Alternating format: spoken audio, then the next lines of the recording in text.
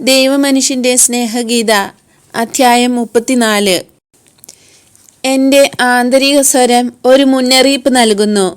നിനക്ക് ഇപ്പോൾ ലഭിക്കാൻ പോകുന്ന പരമധ്യാനങ്ങളെ വിശ്വാസത്തിൻ്റെ സുവിശേഷങ്ങൾ എന്ന് വിളിക്കണം. ഞാനും അതേക്കുറിച്ച് നിന്നോട് പറയും.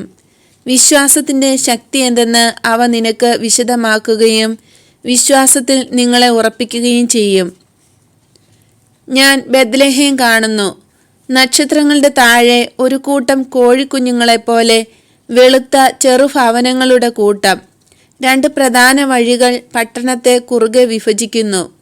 ഒന്ന് പട്ടണത്തിനപ്പുറത്തു നിന്ന് വന്നു പട്ടണം കഴിഞ്ഞ് മറുവശത്തേക്ക് പോകുന്നു. മറ്റേ വഴി പട്ടണത്തിന് കുറുകെ പോകുന്നു, എന്നാൽ വെളിയിലേക്ക് പോകുന്നില്ല. പട്ടണത്തെ ചെറുതായി വിഭജിക്കുന്ന മറ്റ് പല വഴികളുമുണ്ട്, എന്നാൽ നമ്മൾ കരുതുന്നത് പോലെ ഒരു പ്ലാനും പദ്ധതിയും ഇല്ലാത്തവയാണ്.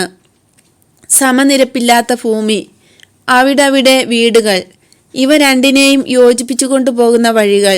ചില വഴികൾ വലത്തേക്ക്, ചിലത് ഇടത്തേക്ക്, ചിലത് മൂലയിലേക്ക്. പ്രധാന വഴികൾ അവയുടെ അരികു ചേർന്ന് പോകുന്നു. നേരെ പോകുന്നതിന് പകരം വളഞ്ഞു പുളഞ്ഞ് അഴിഞ്ഞു കിടക്കുന്ന ഒരു റിബൺ പോലെയുണ്ട് അവിടുത്തെ വഴികൾ. ഇടയ്ക്കിടയ്ക്ക് ചെറിയ മൈതാനങ്ങൾ പോലെയുണ്ട്. അവ ചന്തയോ വെള്ളം ലഭിക്കുന്ന ഉറവ സ്ഥലമോ ആയിരിക്കാം. ചിലയിടത്തൊക്കെ തരിശുഭൂമിയും കാണാം. ഞാൻ താമസിക്കുന്നതായി എനിക്ക് തോന്നുന്ന സ്ഥലം ഇതുപോലുള്ള വിചിത്രമായ ഒരു ചതുരമാണ്. അത് ചതുരവുമല്ല, ദീർഘചതുരവുമല്ല, ഒരു സമാന്തര ചതുഷ്കോണം പോലെയുണ്ട്. വിഷമകോണം ഉൾക്കൊള്ളുന്ന ത്രികോണം പോലെ അറ്റം പരന്നിട്ടുള്ള ആകൃതിയാണ്. നീളം കൂടുതലുള്ള വശത്ത് പൊക്കം കുറഞ്ഞ് വീതി കൂടിയ ഒരു കെട്ടിടമുണ്ട്. പട്ടണത്തിലുള്ളതിൽ ഏറ്റവും വീതിയുള്ള കെട്ടിടമാണിത്. വെളിയിൽ ഉയർന്ന ഒരു മതിലുണ്ട്.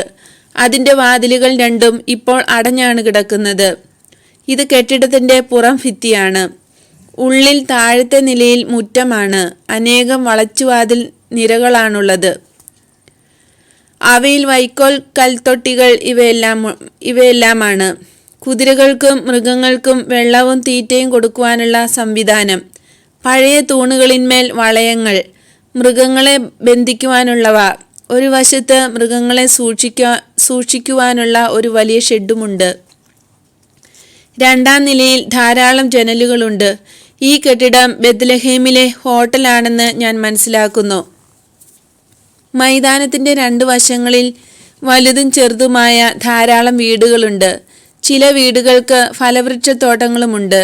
ചില വീടുകൾ മൈതാനത്തേക്ക് ദർശനമായിട്ടാണെങ്കിൽ ചിലവയുടെ പിൻഭാഗം മൈതാനത്തിൻ്റെ വശത്തേക്കാണ്. മൈതാനത്തിൻ്റെ നീളം കുറഞ്ഞ വശത്ത് ഒരു ചെറിയ വീട് മാത്രമേയുള്ളൂ. പുറത്തുള്ള ഒരു കോവണി 2-ാം നിലയിലുള്ള മുറികളിലേക്ക് നയിക്കുന്നു. ഈ വീട് സത്രത്തിന് അഭിമുഖമായിട്ടാണ്. മുറികളെല്ലാം ഇപ്പോൾ അടച്ചിരിക്കുന്നു, കാരണം രാത്രി സമയമാണ്. നേരം വളരെ വൈകിയതിനാൽ വഴിയിലും ആരുമില്ല. രാത്രിയിലെ പ്രകാശം കൂടി വരുന്നതായി കാണുന്നു. നക്ഷത്രനിബിഡമായ ആകാശത്തിൽ നിന്നാണ് ആ പ്രകാശം താഴേക്കിറങ്ങുന്നത്. കിഴക്കൻ ദേശങ്ങളിലെ തെളിവുള്ള ആകാശത്തിൽ അവ എത്ര പ്രകാശമാനവും മനോഹരവുമായിരിക്കുന്നു.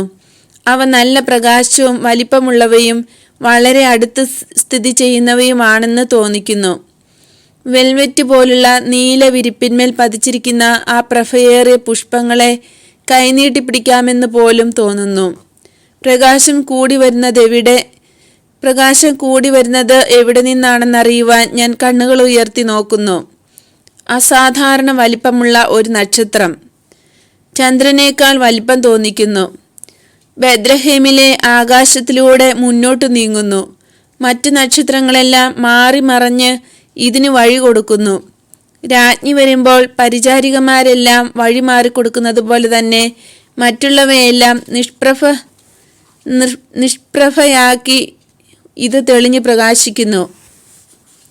ഈ നക്ഷത്രം ഇന്ദ്രനീലക്കല്ലിൻ്റെ ഇളം നിറത്തിൽ വൃത്താകൃതിയിലുള്ളതാണ്. ഉള്ളിൽ അതിനെ പ്രകാശിപ്പിക്കുന്ന ഒരു സൂര്യനുള്ളതുപോലെ തോന്നുന്നു. അതിൻ്റെ പിന്നിലുള്ള പാത എല്ലാ തരത്തിലുമുള്ള രത്നങ്ങളെ പ്രസരിപ്പിക്കുന്നതായി തോന്നുന്നു.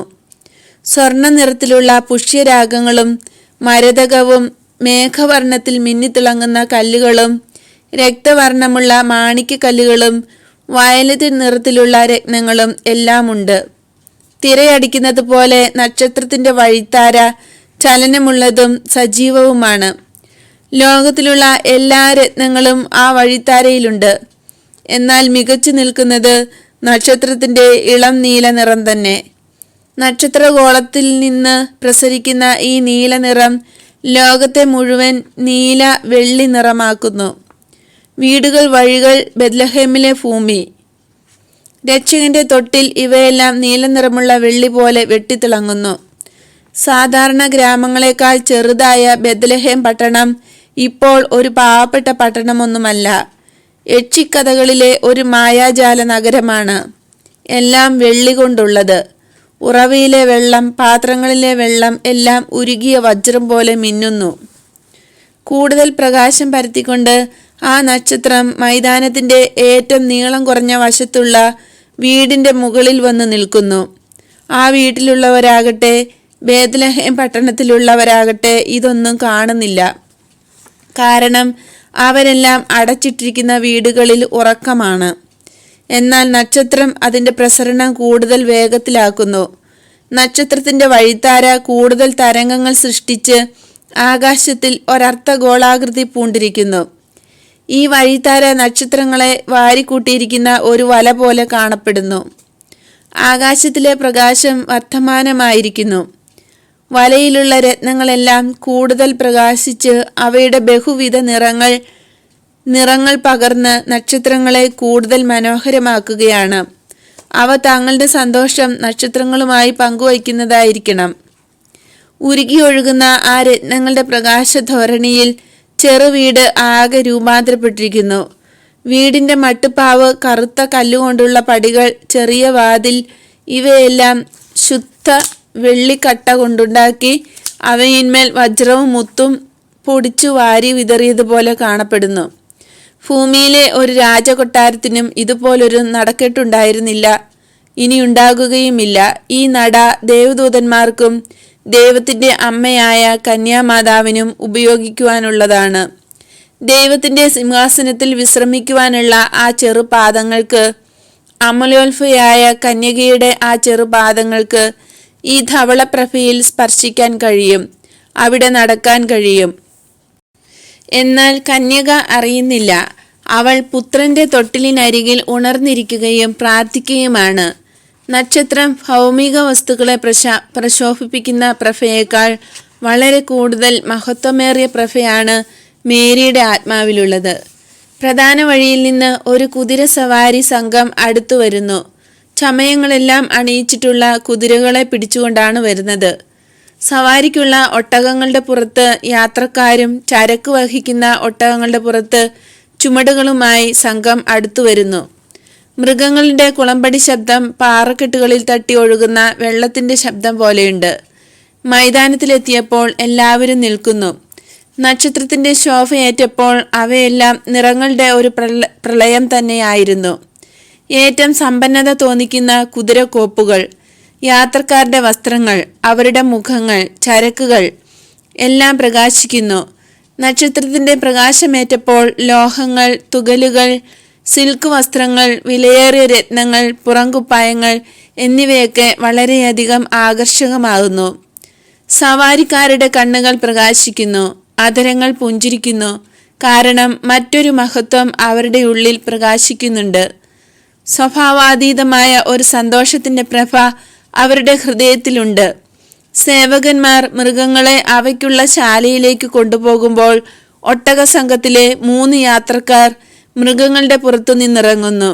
ഭൃത്യന്മാർ ആ മൃഗങ്ങളെ മാറ്റുന്നു. ആ 3 പേരും വീട്ടിലേക്ക് നടക്കുന്നു. 3 പേരും സാഷ്ടാംഗം പ്രണമിച്ച് നെറ്റി തൊടുവിച്ച് നിലത്ത് ഭൂമിയെ ചുംബിക്കുന്നു. വളരെ വിലപിടിപ്പുള്ള വേഷവിധാനങ്ങളിൽ നിന്ന് അവർ വളരെ പ്രധാനപ്പെട്ടവരും ശക്തരുമാണെന്ന് മനസ്സിലാകുന്നു. അവരിൽ ഏറ്റവും കറുത്ത നീളമുള്ളയാൾ ഒട്ടകത്തിന്റെ പുറത്തുനിന്ന് ഇറങ്ങുന്നു. ഒരു ഷിയാമയാണ് പുതച്ചിരിക്കുന്നത്. വളരെ വിലപിടിപ്പുള്ള ഇടക്കെട്ടുകൊണ്ട് അത് ബന്ധിച്ചിരിക്കുന്നു. ഇടക്കെട്ടിൽ ഒരു വാൾ തൂക്കിയിട്ടിട്ടുണ്ട്. വാളിന്റെ പിടിയിൽ രത്നങ്ങൾ പതിച്ചിരിക്കുന്നു.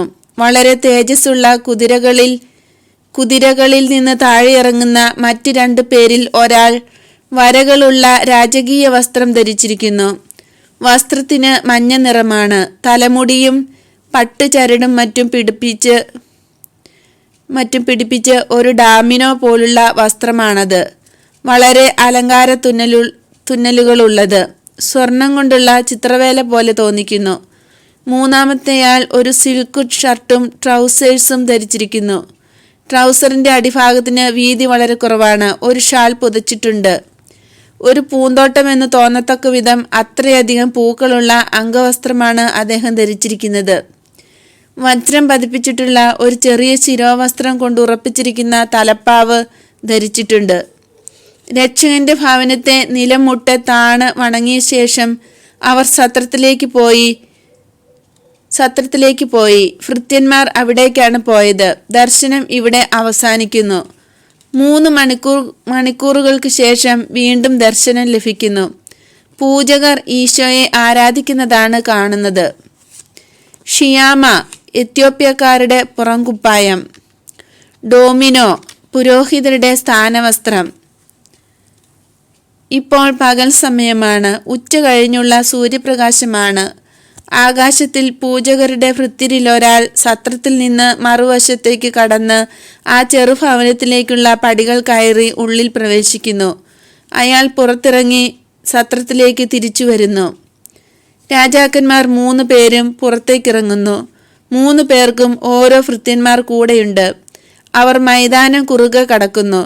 രാജകീയമായ മഹിമയോടെ സാവധാനത്തിൽ നടന്നു നീങ്ങുന്ന ഇവരെ വളരെ വിരളമായിട്ടെങ്കിലും വഴിയെ പോകുന്നവർ തിരിഞ്ഞു നോക്കുന്നു. ആദ്യത്തെ ഭൃത്യൻ ആ വീട്ടിൽ പോയിട്ട് ഇപ്പോൾ 1/4 മണിക്കൂറായി.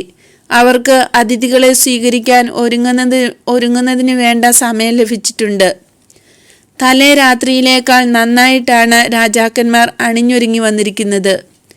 തിളങ്ങുന്ന പട്ടുവസ്ത്രങ്ങൾ, പ്രകാശമുള്ള രത്നങ്ങൾ, അതിവിശിഷ്ടമായ തൂവലുകളും മറ്റും വച്ച് അലങ്കൃതമായ തലപ്പാവ്. ഭൃത്യരിലൊരാൾ വളരെ അലങ്കാരപ്പണികളുള്ള ഒരു പണപ്പെട്ടി വഹിച്ചിരിക്കുന്നു. സ്വർണം കെട്ടിയ പെട്ടി. രണ്ടാമത്തെ ഭൃത്യൻ ഒരു സ്വർണ്ണ കാസ എടുത്തിരിക്കുന്നു. കാസ മൂടിയിട്ടുണ്ട്. മൂടി തനി സ്വർണമാണ്. കൂടുതൽ മനോഹരവുമാണ്. മൂന്നാമത്തെ ഭൃത്യൻ വഹിച്ചിരിക്കുന്നത് പൊക്കം കുറഞ്ഞ് പരന്ന ഒരു പാത്രമാണ്. അതിൻ്റെ മൂടി പിരമിഡ് ആകൃതിയിലാണ്. പിരമിഡിൻ്റെ ഉച്ചിയിൽ ഒരു വജ്രവും. സമ്മാനങ്ങൾ 3 ഭാരമുള്ളവ തന്നെ. കാരണം ഭൃത്യന്മാർ വിഷമിച്ചാണ് അവ എടുത്തുകൊണ്ട് നടക്കുന്നത്. പ്രത്യേകിച്ചും പണപ്പെട്ടിക്ക് നല്ല ഭാരം തോന്നിക്കുന്നു. പൂജകർ നടകൾ കയറി വീട്ടിലേക്ക് പ്രവേശിക്കുന്നു. റോഡിൽ നിന്ന് വീടിൻ്റെ പിൻഭാഗം വരെയുള്ള ഒരു മുറിയാണ്. തുറന്നു കിടക്കുന്ന ജനലിലൂടെ വീടിൻ്റെ പുറകിൽ അടുക്കളത്തോട്ടം കാണാം. ഇരുവശവുമുള്ള ഭിത്തികളിൽ വാതിലുകളുണ്ട്. ആ വാതിലുകളിലൂടെ വീട്ടുടമസ്ഥനും ഭാര്യയും ഏതാനും ആൺകുട്ടികളും ചെറിയ കുട്ടികളും ഒളിഞ്ഞു നോക്കുന്നു. ശിശുവിനെ മടിയിൽ വച്ചുകൊണ്ട് മേരി ഇരിക്കുകയാണ്. ജോസഫ് അടുത്ത് തന്നെ നിൽക്കുന്നു. പൂജകർ വരുന്നത് കണ്ടപ്പോൾ മേരി എഴുന്നേൽക്കുകയും അവരെ തലകുനിഞ്ഞു വണങ്ങുകയും ചെയ്യുന്നു. മേരിയുടെ വസ്ത്രം വെള്ള നിറത്തിലുള്ളതാണ്. വെള്ള നിറത്തിലുള്ള സാധാരണ വസ്ത്രം ധരിച്ചിരിക്കുന്ന മേരി അതീവ സുന്ദരിയായിരിക്കുന്നു. കഴുത്ത് മുതൽ പാദം വരെയും തോളുകൾ മുതൽ കൈപ്പത്തി വരെയും മൂടിയിരിക്കുന്ന ശുഭ്ര വസ്ത്രം. അവൾ സ്വർണ്ണ നിറത്തിലുള്ള മുടി ഭംഗിയായി പിന്നിക്കെട്ടി വച്ചിരിക്കുന്നു.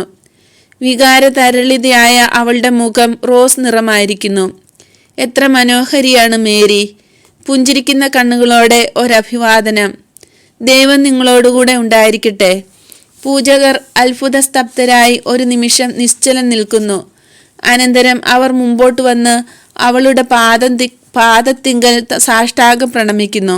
അവളോട് ഇരിക്കാൻ അവർ ആവശ്യപ്പെടുന്നു. ജ്ഞാനികളായ ആ 3 പേർ ശിശുവിനെ ധ്യാനിക്കുന്നു. ശിശുവിന് ഇപ്പോൾ 9 മാസം പ്രായം തോന്നിക്കും. 1 വയസ്സ് ആയിട്ടില്ല. നല്ല ആരോഗ്യവും സജീവതയുമുള്ള കുട്ടി. അമ്മയുടെ മടിയിലിരുന്ന് പുഞ്ചിരിക്കുകയും ഒരു കുഞ്ഞു പക്ഷിയെപ്പോലെ ചിലയ്ക്കുകയും ചെയ്യുന്നു. അമ്മയെപ്പോലെ തന്നെ വെള്ളയുടുപ്പുകളും വെള്ള ചെരുപ്പുമാണ് അവൻ ധരിച്ചിരിക്കുന്നത്. വെറും സാധാരണ രീതിയിലുള്ള ഒറ്റയുടുപ്പ്. സദാ ഇളക്കിക്കൊണ്ടിരിക്കുന്ന കാലുകൾ കാണാം. കാണുന്നതെല്ലാം പിടിക്കാൻ വെമ്പുന്ന തുടുത്ത കൈകളും വെളിയിൽ കാണാം. ഏറ്റവും മനോഹരമായ അധരങ്ങൾ. പുഞ്ചിരിയിൽ അവ വിടരുമ്പോൾ കുഞ്ഞു പല്ലുകൾ കാണാം. ശിശുവിൻ്റെ ശിരസിൽ സ്വർണ്ണപ്പൊടി വിതറിയിരിക്കുന്നു എന്ന് തോന്നത്തക്ക വിധം മുടിച്ചുരുളുകൾ അത്ര മാർദ്ദവമേറിയതും തിളങ്ങുന്നതുമാണ്. പൂജകരിൽ പ്രായം കൂടിയ ആൾ എല്ലാവരുടെയും പേർക്ക് സംസാരിക്കുന്നു. കഴിഞ്ഞ ഡിസംബർ മാസം ഒരു രാത്രിയിൽ വളരെ പ്രകാശമുള്ള ഒരു പുതിയ നക്ഷത്രം ആകാശത്തിൽ പ്രത്യക്ഷപ്പെടുന്നത് അവർ കണ്ടു. ഗോളങ്ങൾ കാണിക്കുന്ന ചിത്രങ്ങളിലൊന്നും ഇങ്ങനെ ഒരു നക്ഷത്രം കാണുന്നില്ല. അതേക്കുറിച്ച് പരാമർശിക്കുന്നുമില്ല. അതിന് പേരില്ലാത്തതുകൊണ്ട് പേരും അറിഞ്ഞിട്ടില്ല. ദൈവത്തിൽ നിന്ന് ജന്മം പൂണ്ട ആ നക്ഷത്രം ദൈവത്തിൻ്റെ രഹസ്യം, അനുഗ്രഹീതമായ ഒരു രഹസ്യം, ഒരു സത്യം മനുഷ്യരോട് പറയുന്നതിനാണ് മിന്നിത്തിളങ്ങിയത്. എന്നാൽ മനുഷ്യൻ അതിനെ ഒട്ടും ശ്രദ്ധിച്ചില്ല. കാരണം അവരുടെ ചെളിയിലാട് കിടന്നിരുന്നു. തങ്ങളുടെ കണ്ണുകളെ അവർ ദൈവത്തിങ്കലേക്ക് ഉയർത്തിയില്ല. ആകാശത്തട്ടിൽ കത്തിജ്വലിക്കുന്ന നക്ഷത്രങ്ങൾ കൊണ്ട് അവിടുന്ന് എഴുതുന്ന വാക്കുകൾ അവർക്ക് വായിക്കാനും കഴിഞ്ഞില്ല. ദൈവം എന്നും എന്നേക്കും വാഴ്ത്തപ്പെട്ടവനാകട്ടെ. അവർ നക്ഷത്രം കണ്ടു. അതിൻ്റെ അർത്ഥം എന്തെന്നറിയുവാൻ അവർ പരിശ്രമിച്ചു. അധിക സമയം ഉറങ്ങാറില്ലാത്ത അവർ തങ്ങളുടെ ഉറക്കം മുഴുവനും ഉപേക്ഷിച്ചു. ഭക്ഷണകാര്യവും വിസ്മരിച്ചുകൊണ്ട് ഈ ജ്യോതിസ് ചക്രം എന്തെന്ന് പഠിക്കുന്നതിന് ശ്രമിച്ചു. നക്ഷത്രങ്ങളുടെ സന്ധിക്കലുകൾ, അവയുടെ സമയം, കാലം, മണിക്കൂറുകൾ, ജ്യോതിശാസ്ത്രമനുസരിച്ചുള്ള രാശിനില ഇവയെല്ലാം പരിശോധിച്ച് പഠിച്ചപ്പോൾ പുതിയ നക്ഷത്രത്തിൻ്റെ പേരും രഹസ്യവും അവർക്ക് പിടികിട്ടി. അതിൻ്റെ പേര് മിശിഹ. അതിൻ്റെ രഹസ്യം രക്ഷകൻ ലോകത്തിലേക്ക് വന്നിരിക്കുന്നു. രക്ഷകനെ ആരാധിക്കുവാൻ അവർ ഒരുങ്ങി പുറപ്പെട്ടു. 3 പേർക്കും പരസ്പരം അറിഞ്ഞുകൂടായിരുന്നു. പർവ്വതനിരകൾ കയറിയിറങ്ങി, മരുഭൂമികൾ കടന്ന്, താഴ്ചകളും നദീതടങ്ങളും പിന്നിട്ട് രാത്രിയിൽ യാത്ര ചെയ്തു. അവർ പലസ്തീനായിലേക്ക് നീങ്ങി. കാരണം നക്ഷത്രം ആ ദിക്കിലേക്കാണ് നീങ്ങിയിരുന്നത്. ഭൂമിയിൽ 3 വ്യത്യസ്ത സ്ഥലങ്ങളിൽ നിന്ന് യാത്ര പുറപ്പെട്ട അവർ 3 പേർക്കും നക്ഷത്രം ഒരേ ദിശയിലേക്ക് പോകുന്നതായിട്ടാണ് അനുഭവപ്പെട്ടത്. അവർ ചാവുകടലിന് അപ്പുറത്ത് വച്ച് ഒരുമിച്ച് ചേർന്നു. ദൈവനിശ്ചയമാണ് അവരെ ഒരുമിച്ച് ചേർത്തത്. അവിടെ മുതൽ അവർ ഒരുമിച്ച് യാത്ര തുടർന്നു. ഓരോരുത്തർക്കും പ്രത്യേക ഭാഷയാണ് ഉണ്ടായിരുന്നതെങ്കിലും അവർക്ക് പരസ്പരം ആശയങ്ങൾ കൈമാറാൻ കഴിഞ്ഞു. നിത്യപിതാവിൻ്റെ ഒരത്ഭുതത്താൽ അവർക്ക് പരസ്പരം മനസ്സിലാക്കുവാനും 3 ഭാഷകളും സംസാരിക്കുവാനും കഴിഞ്ഞു. അവർ ജെറുസലേമിലേക്കാണ് ഒരുമിച്ച് പോയത്. കാരണം രക്ഷകൻ മിശിഹ ജെറുസലേമിലെ രാജാവാകുവാനുള്ളവനാണ്. യഹൂദരുടെ രാജാവാകുവാനുള്ള ആളാണ്. എന്നാൽ ആ പട്ടണത്തിൻ്റെ മുകളിലെ ആകാശത്തിൽ വച്ച് നക്ഷത്രം അപ്രത്യക്ഷമായി. തങ്ങളുടെ ഹൃദയം ഭേദിക്കുന്ന വേദന അവർക്ക് അനുഭവപ്പെട്ടു. ദൈവത്തിന് യോജിക്കാത്തത് എന്തെങ്കിലും തങ്ങളിലുണ്ടോ എന്ന് അവർ പരിശോധിക്കാൻ തുടങ്ങി. എന്നാൽ മനസാക്ഷി ധൈര്യം പകർന്നു കൊടുത്തതിനാൽ അവർ ഹെറോദേസിന്റെ പക്കലേക്ക് പോയി. യഹൂദന്മാരുടെ രാജാവ് ഏതു കൊട്ടാരത്തിലാണ് പിറന്നിരിക്കുന്നത് എന്നന്വേഷിച്ചു. കാരണം അവനെ ആരാധിക്കാൻ വേണ്ടിയാണ് അവർ വന്നത്. രാജാവ് പ്രധാന പുരോഹിതരെയും നിയമജ്ഞരെയും വിളിച്ചുകൂട്ടി മിശിഹ എവിടെയായിരിക്കും ജനിക്കുക എന്നന്വേഷിച്ചു. യൂദയായിലെ ബെത്ലഹേമിൽ എന്നവർ പറഞ്ഞു. അങ്ങനെ തങ്ങൾ ബെത്ലഹേമിലേക്ക് വന്നു. വിശുദ്ധ നഗരം വിട്ടുകഴിഞ്ഞപ്പോൾ നക്ഷത്രം വീണ്ടും അവർക്ക് പ്രത്യക്ഷപ്പെട്ടു. ബെത്ലഹേമിൽ എത്തുന്നതിന് തലേ രാത്രി നക്ഷത്രത്തിന്റെ പ്രകാശം വളരെ വർദ്ധിച്ചു. ആകാശം മുഴുവൻ കത്തി ജ്വലിക്കുന്നത് പോലുള്ള പ്രകാശം. പിന്നീട് നക്ഷത്രം ഈ വീടിന്റെ മുകളിൽ വന്ന് നിശ്ചലമായി നിന്നു. മറ്റു നക്ഷത്രങ്ങളുടെ എല്ലാം പ്രഭ ഈ അപൂർവ നക്ഷത്രത്തിന്റെ ശോഭയിൽ അപ്രത്യക്ഷമായി. അപ്പോൾ ദിവ്യശിശു ജാതനായിരിക്കുന്നത് ഇവിടെയാണെന്ന് ഞങ്ങൾക്ക് മനസ്സിലായി. ഇപ്പോൾ ഞങ്ങൾ അവനെ ആരാധിക്കുന്നു. ഞങ്ങൾ കൊണ്ടുവന്നിട്ടുള്ള കാഴ്ചകൾ സമർപ്പിക്കുന്നു. എല്ലാറ്റിലും ഉപരി ഞങ്ങളുടെ ഹൃദയങ്ങൾ സമർപ്പിക്കുന്നു. ഇത്ര വലിയ അനുഗ്രഹം ഞങ്ങൾക്ക് നൽകിയതിന് ദൈവത്തിന് നിരന്തരം ഞങ്ങൾ നന്ദി പറയുന്നു. ദൈവത്തിൻ്റെ പുത്രന്റെ മനുഷ്യ ശരീരം കാണുവാനിടയായ ഞങ്ങൾ അവനെ സ്നേഹിക്കുന്നതിൽ നിന്ന് ഒരു നാളും വിരമിക്കുകയില്ല.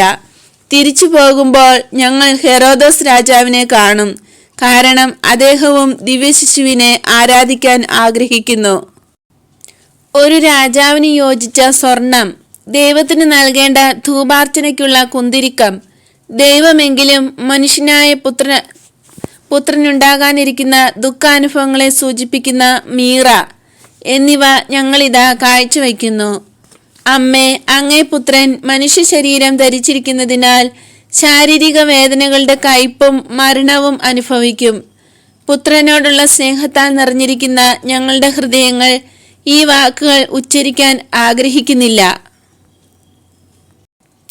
അവന്റെ അരൂപിയെപ്പോലെ തന്നെ അവന്റെ ശരീരവും നിത്യമായിരുന്നെങ്കിൽ എന്നാണ് ഞങ്ങൾ ആഗ്രഹിക്കുന്നത്. എന്നാൽ സ്ത്രീയെ, ഞങ്ങളുടെ ഗ്രന്ഥങ്ങളും ഏറ്റവും അധികമായി ഞങ്ങളുടെ ആത്മാക്കളും സത്യമായവയാണെങ്കിൽ അവൻ നിന്റെ പുത്രനാണ്, രക്ഷകനാണ്, ദൈവത്തിന്റെ ക്രിസ്തുവാണ്. തന്നിമിത്തം ലോകത്തെ രക്ഷിക്കാൻ വേണ്ടി ലോകത്തിന്റെ തിന്മ മുഴുവൻ അവൻ വഹിക്കേണ്ടതായി വരും. ആ തിന്മയിലൊന്ന് മരണമാകുന്ന ശിക്ഷയാണ്. ഈ മീറ ആ നാഴികയിലേക്കുള്ളതാണ്. അവന്റെ വിശുദ്ധമായ ശരീരം അഴുകാനിടയാകാതിരിക്കട്ടെ. പുനരുത്ഥാനം വരെ അത് കേടുകൂടാതിരിക്കട്ടെ. ഈ ദാനം വഴി അവൻ ഞങ്ങളെ അനുസ്മരിക്കുകയും തന്റെ രാജ്യത്തിലേക്ക് പ്രവേശനം നൽകി തന്റെ ദാസരെ രക്ഷിക്കുകയും ചെയ്യട്ടെ. ഇപ്പോൾ ഞങ്ങൾ വിശുദ്ധീകരിക്കപ്പെടേണ്ടതിന് അമ്മേ, അങ്ങേ പുത്രനെ ഞങ്ങളുടെ സ്നേഹത്തിന് ഏൽപ്പിച്ചു തരുമോ? ഞങ്ങൾ അവന്റെ തൃപ്പാദങ്ങൾ ചുംബിക്കുമ്പോൾ അവന്റെ സ്വർഗീയമായ അനുഗ്രഹം ഞങ്ങളിലേക്ക് താണിറങ്ങട്ടെ. ജ്ഞാനിയായ ആ പൂജകന്റെ വാക്കുകളിലെ ദുഃഖസൂചനകൾ കേട്ട് ഭയപ്പെട്ട മേരി അതെല്ലാം മറച്ച് പുഞ്ചിരിയോടെ ശിശുവിനെ നൽകുന്നു. പ്രായം കൂടിയ ആളിന്റെ കൈകളിലേക്ക് ശിശുവിനെ കൊടുക്കുന്നു. അയാൾ ശിശുവിനെ ചുംബിച്ച് ശിശുവിന്റെ ചുംബനവും സ്വീകരിച്ച ശേഷം മറ്റുള്ള 2 പേർക്കും കൈമാറുന്നു. ഈശോ പുഞ്ചിരി തൂക്കിക്കൊണ്ട് പൂജകരുടെ വസ്ത്രാലങ്കാരങ്ങളായ തൊങ്ങലുകളിലും ചങ്ങലകളിലും പിടിച്ച് കളിക്കുന്നു. തുറന്നിരിക്കുന്ന പണപ്പെട്ടിയിൽ അത്ഭുതത്തോടെ നോക്കുന്നു. അത് നിറയെ മഞ്ഞ നിറത്തിൽ തിളങ്ങുന്ന സാധനം. മീറ വച്ചിരിക്കുന്ന പെട്ടിയുടെ മൂടിയിൽ തട്ടി തിളങ്ങിക്കൊണ്ടിരിക്കുന്ന സൂര്യപ്രകാശത്തിൽ ഒരു മഴവില്ല് കാണുന്നു. അത് നോക്കി ഉണ്ണി പുഞ്ചിരി തൂകുന്നു. ശിശുവിനെ അവർ തിരികെ ഏൽപ്പിച്ച ശേഷം എഴുന്നേൽക്കുന്നു. മേരിയും എഴുന്നേൽക്കുന്നു. കൂട്ടത്തിൽ ഇളയ ആൾ ഒരു ഭൃത്യന് എന്തോ നിർദ്ദേശം നൽകുന്നു. ഭൃത്യൻ പുറത്തേക്ക് പോകുന്നു. അവർ പരസ്പരം വണങ്ങുകയും അല്പസമയം സംസാരിക്കുകയും ചെയ്യുന്നു. ആ വീട്ടിൽ നിന്ന് ഇറങ്ങാൻ അവർക്ക് മനസ്സ് വരുന്നില്ല. അവരുടെ കണ്ണുകളിൽ കണ്ണുനീർ തിളങ്ങുന്നു. അവസാനം അവർ വാതിൽക്കലേക്ക് നീങ്ങുന്നു. മേരിയും ജോസഫും കൂടെ നടക്കുന്നു. ശിശുവിന് താഴെ ഇറങ്ങി പ്രായം കൂടിയ ആളിന്റെ കൂടെ നടക്കണം. അങ്ങനെ മേരിയുടെയും പൂജകരിൽ പ്രായം കൂടിയ ആളിന്റെയും കൈകളിൽ പിടിച്ചുകൊണ്ട് ശിശു അവരുടെ മധ്യേ നടക്കുന്നു. കുഞ്ഞു വീഴാതിരിക്കാൻ 2 പേരും കുനിഞ്ഞു പിടിച്ച് സഹായിക്കുന്നു. ഉണ്ണിക്ക് കാൽ ഉറപ്പിച്ചു വയ്ക്കാൻ കഴിയുന്നില്ല. എങ്കിലും നിലത്ത് സൂര്യകിരണം തട്ടി കൂടുതൽ പ്രകാശം കാണുന്ന സ്ഥലത്ത് ചവിട്ടി തൊഴിച്ച് ചിരിക്കുന്നു. എല്ലാ കുട്ടികളും ചെയ്യുന്നത് പോലെ. മുറിയുടെ വാതിൽക്കലെത്തിയപ്പോൾ മുറിക്ക് വീടിന്റെ നീളമുണ്ടെന്ന് ഓർമ്മിക്കുക. പൂജകർ മുട്ടുകുത്തി ഈശോയുടെ പാദങ്ങൾ ചുംബിച്ചുകൊണ്ട് വിട ചോദിക്കുന്നു.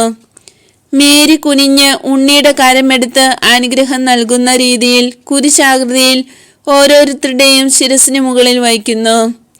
പൂജകർ 3 പേരും നടകളിറങ്ങി. യാത്രാസംഘം താഴെ കാത്തു നിൽക്കുന്നു. കുതിരകളുടെ ചമയങ്ങൾ അസ്തമന സൂര്യന്റെ കിരണങ്ങളേറ്റ് തിളങ്ങുന്നു. അപൂർവമായ ഈ ദൃശ്യം വീക്ഷിച്ചുകൊണ്ട് ആളുകൾ മൈതാനത്ത് കൂടിയിട്ടുണ്ട്. ഈശോ കൈ കൊട്ടിക്കൊണ്ട് ചിരിക്കുന്നു. അവന്റെ അമ്മ അവനെ താഴത്തെ പടിക്ക് കെട്ടിയിരിക്കുന്ന അരഭിത്തിയുടെ മുകളിൽ നിർത്തി ഒരു കൈ കൊണ്ട് മാറോടണച്ചു പിടിച്ചിരിക്കുന്നു. ജോസഫ് പൂജകരോടൊത്ത് താഴേക്കിറങ്ങി അവർ കുതിരപ്പുറത്ത് കയറുന്നതിന് ചവിട്ടുന്ന പടി പിടിച്ചുകൊടുത്ത് ഓരോരുത്തരെയും സഹായിക്കുന്നു. ചിലരെല്ലാം ഒട്ടകപ്പുറത്ത് കയറുന്നു. എല്ലാവരും മൃഗങ്ങളുടെ മീതെ കയറിക്കഴിഞ്ഞു. പുറപ്പെടാനുള്ള ആജ്ഞ നൽകപ്പെട്ടു. പൂജകർ 3 പേരും കുനിഞ്ഞ് കുതിരകളുടെ കഴുത്തുവരെ താണ് അവസാനമായി ഒന്നുകൂടി വണങ്ങുന്നു. ജോസഫ് തലകുനിഞ്ഞ് വണങ്ങുന്നു. മേരിയും തലകുനിച്ച് വണങ്ങുന്നു. ഉണ്ണിയുടെ കൈ പിടിച്ച് വീണ്ടും അനുഗ്രഹം നൽകുന്നതായും വിട നൽകുന്നതായും കാണിക്കുന്നു. ഈശോ പറയുന്നു, വിശ്വാസം നശിക്കുന്നു എന്ന് പറയുന്ന ആത്മാക്കളെ, നിങ്ങളോടെന്താണ് പറയേണ്ടത്? കിഴക്കുനിന്നു വന്ന ജ്ഞാനികളായ ആ മനുഷ്യർക്ക് സത്യത്തെ സ്ഥിരീകരിക്കുവാൻ ഒന്നുമുണ്ടായിരുന്നില്ല. സ്വഭാവാതീതമായ യാതൊന്നും ഉണ്ടായിരുന്നില്ല. അവർക്ക് ആകെയുണ്ടായിരുന്നത് ജ്യോതിശാസ്ത്രമനുസരിച്ചുള്ള കണക്കുകൂട്ടലുകളും ആത്മാർത്ഥത നിറഞ്ഞ ഒരു ജീവിതത്തിന്റെ പരിചിന്തനങ്ങളും മാത്രമായിരുന്നു. എങ്കിലും വിശ്വാസമുണ്ടായിരുന്നു. എല്ലാറ്റിലും വിശ്വാസമുണ്ടായിരുന്നു. അതായത് ശാസ്ത്രത്തിലും തങ്ങളുടെ മനസാക്ഷിയിലും ദൈവത്തിന്റെ നന്മയിലും വിശ്വാസമുണ്ടായിരുന്നു. പുതിയ നക്ഷത്രം ഒരു അടയാളമാണെന്ന് വിശ്വസിക്കാൻ ശാസ്ത്രം അവരെ സഹായിച്ചു. അത് മനുഷ്യരാശി നൂറ്റാണ്ടുകളായി പ്രതീക്ഷിച്ചിരുന്ന അടയാളമായിരിക്കാനേ സാധ്യതയുള്ളൂ. രക്ഷകൻ തങ്ങളുടെ മനസാക്ഷിയിൽ അവർക്ക് വിശ്വാസമുണ്ടായിരുന്നു. തങ്ങളുടെ മനസാക്ഷിയുടെ സ്വരം അവർ കേട്ടു. രക്ഷകന്റെ ആഗമനത്തെ കാണിക്കുന്ന നക്ഷത്രമാണത്. ദൈവം നന്മ തന്നെ ആയതുകൊണ്ട് അവിടുന്ന് അവരെ വഞ്ചിക്കയില്ലെന്ന് അവർ വിശ്വസിച്ചു. അവരുടെ ഉദ്ദേശ്യം പരമാർത്ഥത നിറഞ്ഞതായിരുന്നതിനാൽ തങ്ങളുടെ ലക്ഷ്യം പ്രാപിക്കാൻ ദൈവം തങ്ങളെ സഹായിക്കുമെന്ന ഉറപ്പ് അവർക്കുണ്ടായിരുന്നു. അവർ വിജയിക്കുക തന്നെ ചെയ്തു. അടയാളങ്ങൾ പഠിച്ചുകൊണ്ടിരുന്ന അനേകം ആളുകൾ ഉണ്ടായിരുന്നു. എന്നാൽ ആ അടയാളത്തിന്റെ അർത്ഥം മനസ്സിലാക്കിയത് അവർ മാത്രമായിരുന്നു.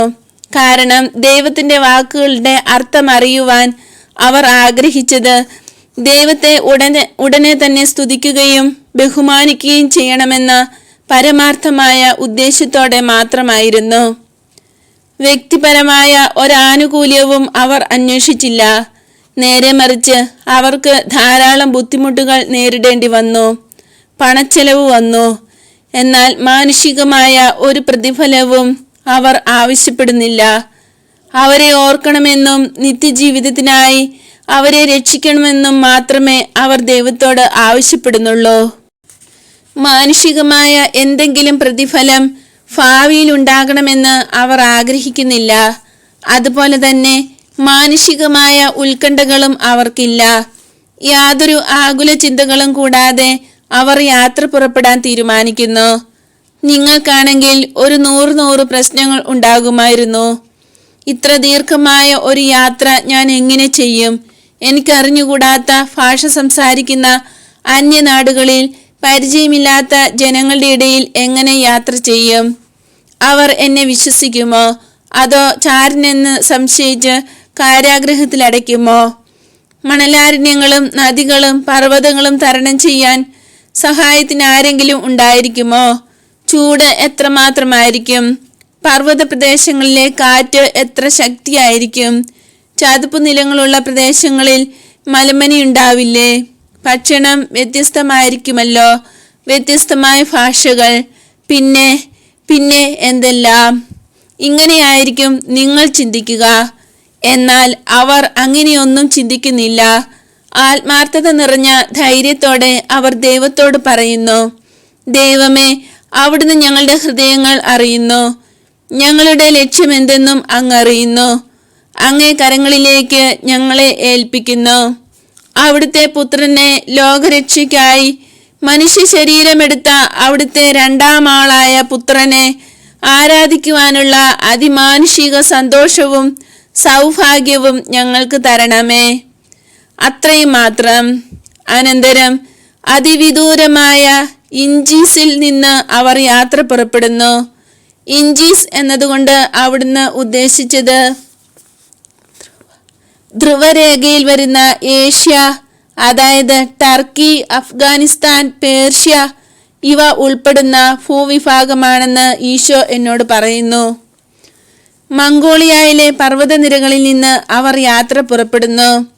ഗരുഡന്മാരുടെയും കഴുകന്മാരുടെയും നാട്, കൊടുങ്കാറ്റിൻ്റെയും ജലപ്രവാഹങ്ങളുടെയും അലർച്ചയിലൂടെ ദൈവം സംസാരിക്കുന്ന നാട്, ബൃഹത്തായ മഞ്ഞുമലകളാകുന്ന താളുകളിൽ ദൈവം തൻ്റെ രഹസ്യവചനങ്ങൾ ആലേഖനം ചെയ്യുന്ന നാട്, നൈൽ നദി ഉത്ഭവിക്കുകയും ഒഴുകുകയും മെഡിറ്ററേനിയനിലെ നീലിമയാർന്ന ജലഹൃദയത്തിൽ ഉൾച്ചേരുകയും ചെയ്യുന്നതുവരെ അതിൻ്റെ നീലയും പച്ചയും കലർന്ന നിറമുള്ള ജലം കടന്നു പോകുന്ന പ്രദേശത്തു നിന്ന് അവർ യാത്ര പുറപ്പെടുന്നു.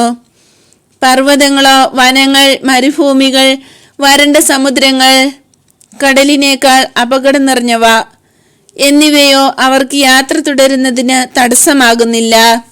നക്ഷത്രം രാത്രിയിലാണ് അവരുടെ മേൽ പ്രകാശിക്കുന്നത്. അതിനാൽ അവർക്ക് രാത്രിയിൽ ഉറങ്ങാൻ കഴിയുന്നില്ല.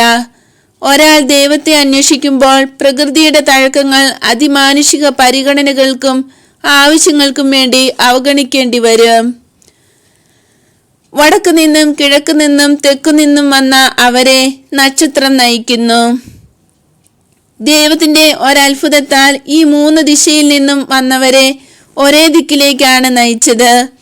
അനേകം മൈൽ ദൂരം അവർ പിന്നിട്ട് കഴിഞ്ഞപ്പോൾ ഒരത്ഭുതത്തിലൂടെ അവരെ ഒരു സ്ഥലത്ത് ഒരുമിച്ച് ചേർക്കുന്നു. വീണ്ടും ഒരത്ഭുതം കൂടെ പ്രവർത്തിച്ച് അവർക്ക് പരസ്പരം മനസ്സിലാകുന്നതിനുള്ള ഭാഷാവരവും നൽകുന്നു. പറുദീസായിൽ ഇതാണല്ലോ സംഭവിക്കാൻ പോകുന്നത്. അവിടെ എല്ലാവർക്കും കൂടി ഒരു ഭാഷയെ ഉണ്ടായിരിക്കുകയുള്ളൂ, ദൈവത്തിന്റെ ഭാഷ.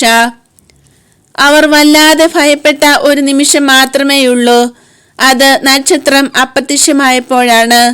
അപ്പോഴും അവർ വിനയവും യഥാർത്ഥ മഹത്വവുമുള്ളവരായിരുന്നതുകൊണ്ട് മറ്റുള്ളവരുടെ തിന്മ കൊണ്ടാണ് അങ്ങനെ സംഭവിച്ചത് എന്ന് വിചാരിച്ചില്ല. യഥാർത്ഥത്തിൽ ജെറുസലേമിലെ ദുഷിച്ച ജനം ദൈവത്തിന്റെ നക്ഷത്രത്തെ ദർശിക്കാൻ യോഗ്യരായിരുന്നില്ല. എന്നാൽ അവൻ ചിന്തിച്ചത് അവരുടെ അയോഗ്യതയാണ് അതിന് കാരണമെന്നാണ്. അതിനാൽ അവർ തങ്ങളെ തന്നെ ഭയത്തോടും അനുതാപത്തോടും കൂടി പരിശോധിക്കുവാനും പാപപൂർത്തിക്കായി യാചിക്കാനും തയ്യാറായി. എന്നാൽ അവരുടെ മനസാക്ഷി അവരെ ധൈര്യപ്പെടുത്തി.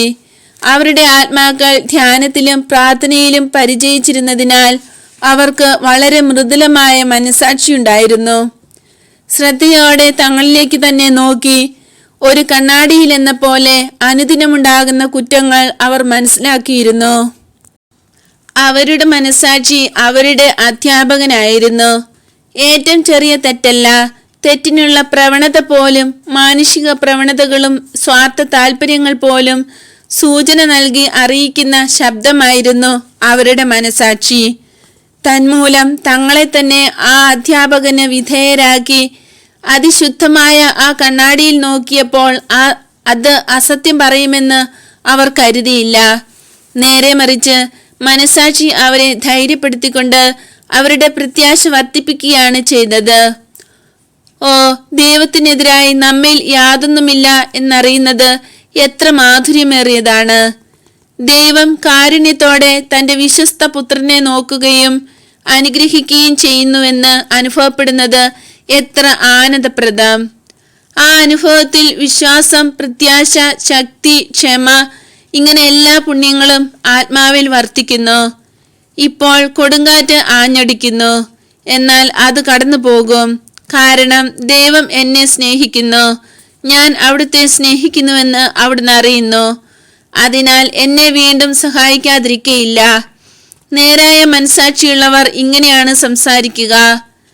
നിർമ്മലമായ മനസാക്ഷിയുള്ളവർ സമാധാനം അനുഭവിക്കുന്നു.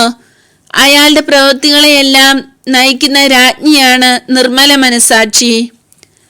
അവർ മഹാത്മാക്കളായിരുന്നതുകൊണ്ട് അവർ വിനയമുള്ളവരായിരുന്നു എന്ന് ഞാൻ പറഞ്ഞല്ലോ. നേരെ മറിച്ച് നിങ്ങളുടെ ജീവിതത്തിൽ എന്താണ് സംഭവിക്കുക? മഹാത്മാക്കൾ എന്ന് പരിഗണിക്കപ്പെടുന്നവർ എളിമയുള്ളവരല്ല, മറ്റുള്ളവരുടെ മേൽ ആധിപത്യം ഉറപ്പിക്കപ്പെടുന്നവരും ഔദ്ധത്യത്തോടെ സ്വന്തം ശക്തി വർദ്ധിപ്പിക്കുന്നവരുമാണ്. ഭോഷരായ നിങ്ങൾ അവരെ വിഗ്രഹതുല്യം പൂജിക്കുകയും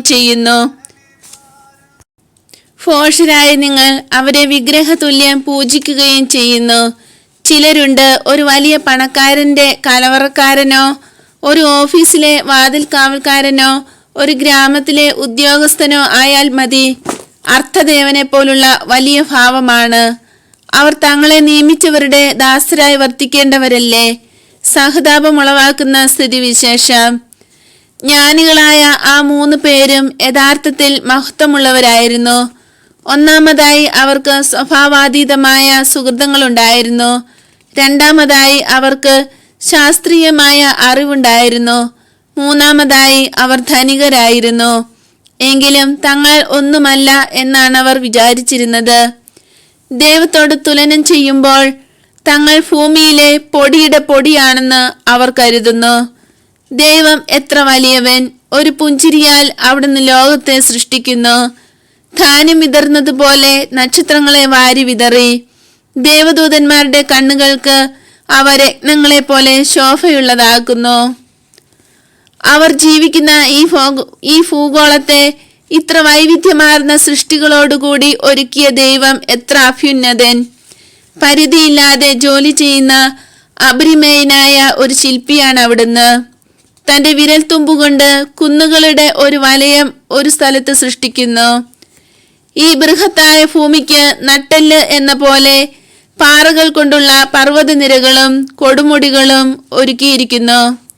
നദികളാകുന്ന രക്തധമനികളും അവയ്ക്ക് ഒഴുകിച്ചേരുന്നതിനായി തടാകങ്ങളും ഭൂമിയുടെ ഹൃദയമായി മഹാസമുദ്രങ്ങളും അതിൻ്റെ ഉടയാടകളായി വനങ്ങളും ശിരോവസ്ത്രമായി മേഘങ്ങളും ആഭരണങ്ങളായി സ്ഫടികതുല്യമായ മഞ്ഞുമലകളും രത്നങ്ങളായി സംഗീതമുതിർത്തുകൊണ്ട് ഒഴുകിമറിയുന്ന ജലപാളികൾ വിരിയിക്കുന്ന ഇന്ദ്രനീലം, മരതകം, ഗോമേതകം, മേഘവർണ്ണ കല്ല് എന്നിവയും അവിടുന്ന് രൂപപ്പെടുത്തിയിരിക്കുന്നു. കാറ്റും കടലും കരയുമെല്ലാം ചേർന്ന് ദൈവസ്തുതികളുടെ പല്ലവികൾ പാടുന്നു. ദൈവത്തിന്റെ അനന്തജ്ഞാനത്തോട് താരതമ്യപ്പെടുത്തുമ്പോൾ തങ്ങളുടെ ജ്ഞാനം ഒന്നുമല്ലെന്ന് അവർ അറിയുന്നു. അങ്ങിൽ നിന്നാണ് അവരുടെ ജ്ഞാനം ഉയിർക്കൊള്ളുന്നത്. ശരീരത്തിന് കാഴ്ച നൽകുന്ന കൃഷ്ണമണികളെക്കാൾ ശക്തമായ കണ്ണുകൾ അവിടുന്ന് അവർക്ക് നൽകിയിട്ടുണ്ട്. ആത്മാവിന്റെ കണ്ണുകൾ. ആ കണ്ണുകൾ ഉപയോഗിച്ച് ദൈവത്തിന്റെ ചിന്തകൾ ആലേഖനം ചെയ്യപ്പെട്ടിരിക്കുന്നത് അവർ കാണുന്നു, വായിക്കുന്നു. മനുഷ്യൻ എഴുതുന്നവയല്ല അവർ വായിക്കുന്നത്. തങ്ങളുടെ സമ്പത്തിന്റെ കാര്യം പരിഗണിച്ചാലും തങ്ങൾ വെറും ഇല്ലായ്മയാണെന്ന് അവർ കരുതുന്നു. പ്രപഞ്ചത്തിന്റെ ഉടമയോട് തുലനം ചെയ്യുമ്പോൾ പരമാണു മാത്രമായി തങ്ങളെ അവർ കാണുന്നു.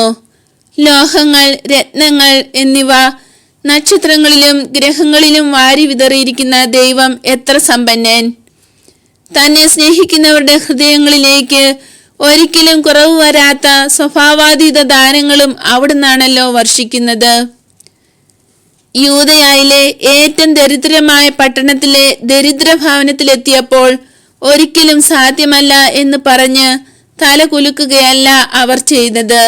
നേരെ മറിച്ച് നട്ടെല്ല് വളച്ച് മുട്ടുമടക്കി അതിലുപരിയായി ഹൃദയങ്ങളെ താഴ്ത്തി അവർ ആരാധിക്കുകയാണ് ചെയ്തത്. അവിടെ ഒരു ദരിദ്രമായ ചുവരിനപ്പുറം ദൈവമാണുള്ളത്. അവർ എപ്പോഴും വിളിച്ചപേക്ഷിക്കുന്ന ദൈവം. എന്നാൽ ഒന്ന് കാണാൻ കഴിയുമെന്ന് അവർ വിചാരിക്കുക പോലും ചെയ്തിട്ടില്ലാത്ത ദൈവം. ഇപ്പോൾ ആ ദൈവത്തോട് മനുഷ്യവർഗം മുഴുവനും വേണ്ടി അവർ പ്രാർത്ഥിക്കുന്നു. നിത്യസൗഭാഗ്യത്തിനായിട്ടാണ് അവർ പ്രാർത്ഥിക്കുന്നത്. ഓ, അതുമാത്രമായിരുന്നു അവരുടെ ഏക ആഗ്രഹം. പ്രഭാതസന്ധ്യകളില്ലാത്ത ജീവിതത്തിൽ അവിടുത്തെ കാണുവാനും അറിയുവാനും സ്വന്തമാക്കുവാനും മാത്രമാണ് അവർ ആഗ്രഹിക്കുന്നത്. ദരിദ്രമായ ആ ചുവരിന്റെ പുറകിൽ അവനുണ്ട്. ശിശുവാണെങ്കിലും ദൈവമായ അവന്റെ ഹൃദയം വീഥിയിലെ പൊടിയിൽ സാഷ്ടാംഗം പ്രണമിക്കുന്ന ആ 3 ഹൃദയങ്ങളുടെ സ്തുതിഗീതങ്ങൾ അറിയുമോ? പരിശുദ്ധൻ, പരിശുദ്ധൻ, പരിശുദ്ധൻ, കർത്താവായ ദൈവം വാഴ്ത്തപ്പെട്ടവനാകട്ടെ. അത്യുന്നത സ്വർഗത്തിൽ അവിടത്തേക്ക് മഹത്വം. തന്റെ ദാസന്മാർക്ക് സമാധാനം, സ്തുതി, മഹത്വം, ആരാധന എന്നാണ് അവർ പറയുന്നത്. സ്നേഹത്തിൽ നിന്നുളവാകുന്ന വിറയലോടെ അവർ അത്ഭുത പരതന്ത്രരാകുന്നു. ആ രാത്രി മുഴുവനും പിറ്റേ ദിവസം രാവിലെയും ദൈവവുമായുള്ള ദൈവശിശുവുമായുള്ള സമാഗമത്തിന് അവർ തങ്ങളെ തന്നെ ഒരുക്കുകയായിരുന്നു. ഏറ്റവും തീഷ്ണതയോടെ പ്രാർത്ഥിച്ച് അവരുടെ ആത്മാക്കളെ ഒരുക്കി. മനസ്സ് നിറയെ മാനുഷികമായ ആകുലതകളുമായിട്ടല്ല തിരുവോസ്തി വഹിച്ചിരിക്കുന്ന അൽത്താരയിലേക്ക് കന്യകയുടെ മടിയിലേക്ക് അവർ പോകുന്നത്. നിങ്ങൾ അങ്ങനെയാണ് അൽത്താരയെ സമീപിക്കുന്നത്. അവർ ഭക്ഷണത്തിന്റെയും ഉറക്കത്തിന്റെയും കാര്യം മറന്നു പോകുന്നു. ഏറ്റവും നല്ല വസ്ത്രങ്ങൾ അവർ ധരിക്കുന്നെങ്കിൽ അത് അവരുടെ പ്രതാപത്തിനായിട്ടല്ല, രാജാക്കന്മാരുടെ രാജാവിനെ ബഹുമാനിക്കുന്നതിനായിട്ടാണ്. രാജകൊട്ടാരങ്ങളിലെ ഉദ്യോഗസ്ഥന്മാർ ഏറ്റവും വിശിഷ്ടമായ വസ്ത്രങ്ങളാണ് ധരിക്കുന്നതും പൂജകർ തങ്ങളുടെ രാജാവിന്റെ പക്കലേക്ക് പോകുമ്പോൾ ഏറ്റവും വിശിഷ്ടമായ വസ്ത്രങ്ങൾ ധരിക്കേണ്ടതല്ലേ? ഇതിനേക്കാൾ ശ്രേഷ്ഠമായ ഒരവസരം ഇനി ഉണ്ടാകാൻ പോകുന്നു. ഓ വിദൂരസ്ഥമായ തങ്ങളുടെ നാട്ടിൽ തങ്ങളെപ്പോലെ തന്നെയുള്ള മനുഷ്യർക്കു വേണ്ടി വേഷഭൂഷാദികൾ അവർ അണിയേണ്ടി വന്നിട്ടുണ്ട്. അവരെ സ്വാഗതം ചെയ്യുന്നതിനും ബഹുമാനിക്കുന്നതിനുമായി.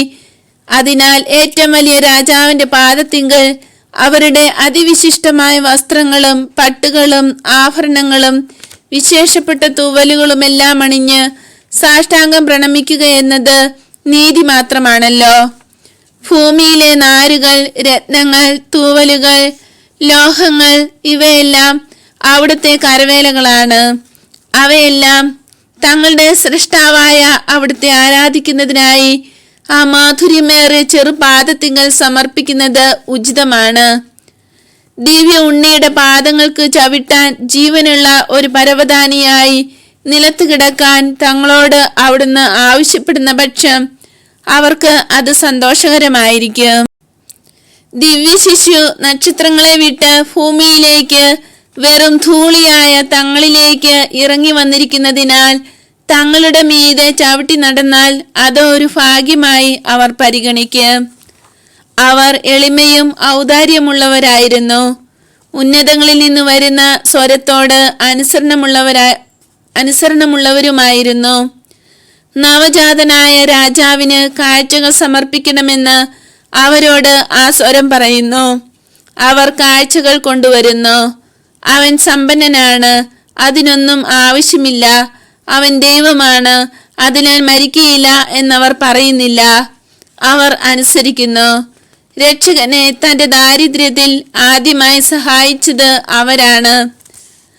ആസന്നഭാവിയിൽ ഒരു അഭയാർത്ഥിയാകാൻ പോകുന്ന അവിടുത്തേക്ക് ആ സ്വർണം എത്രമാത്രം ഉപകരിക്കും.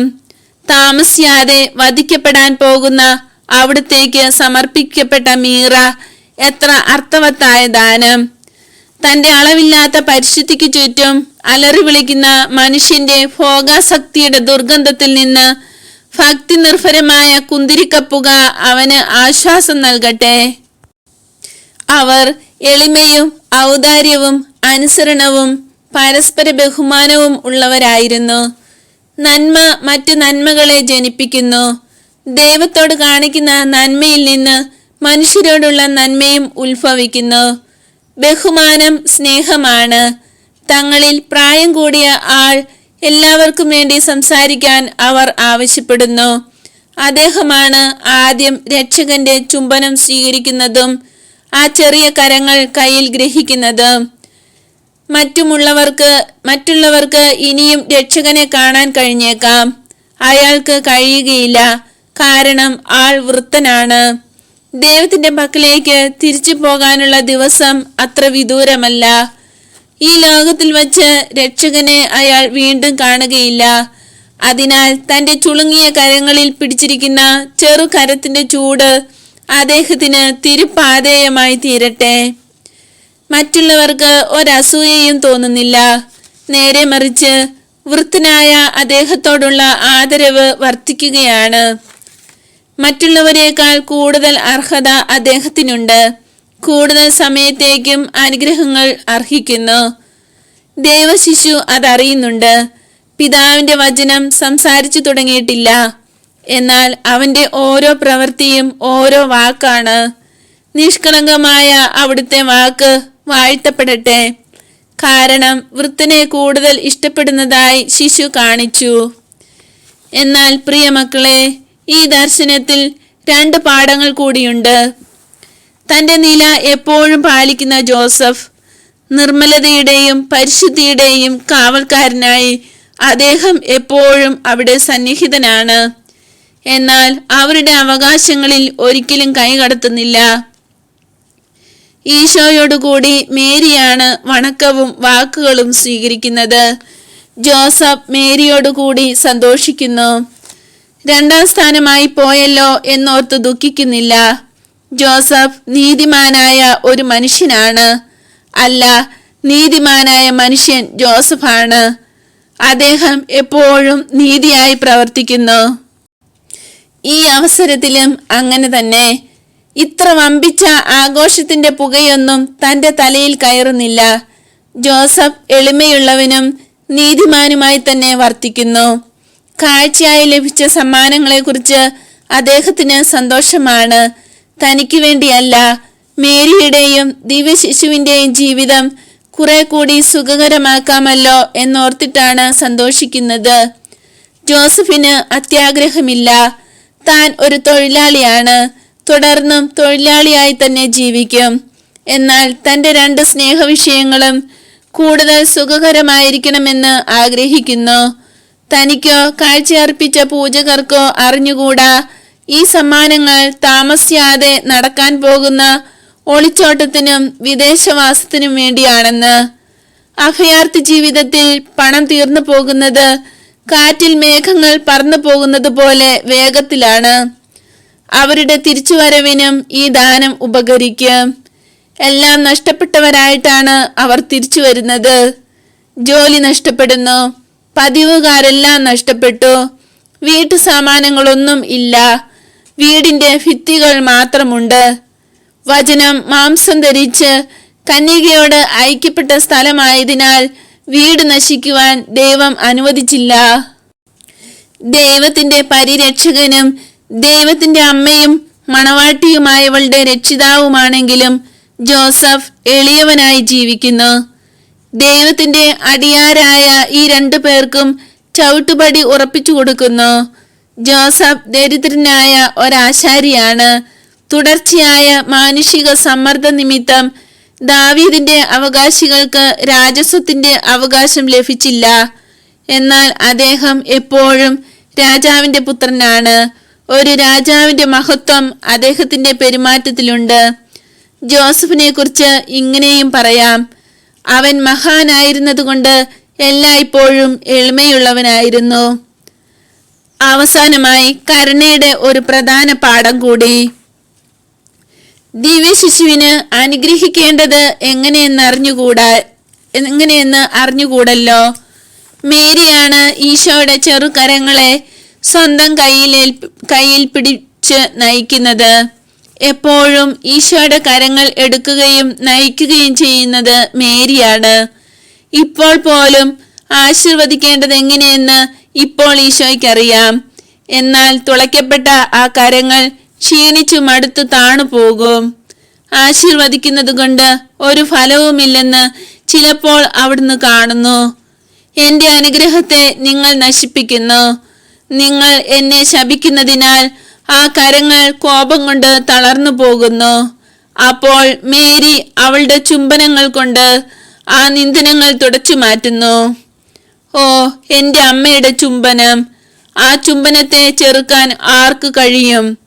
അനന്തരം അവളുടെ മൃദുലമായ, നിരസിക്കാൻ സാധ്യമല്ലാത്ത വിരലുകൾ കൊണ്ട് എന്റെ കൈകൾ പിടിച്ച് അനുഗ്രഹിക്കാൻ എന്നെ നിർബന്ധിക്കുന്നു.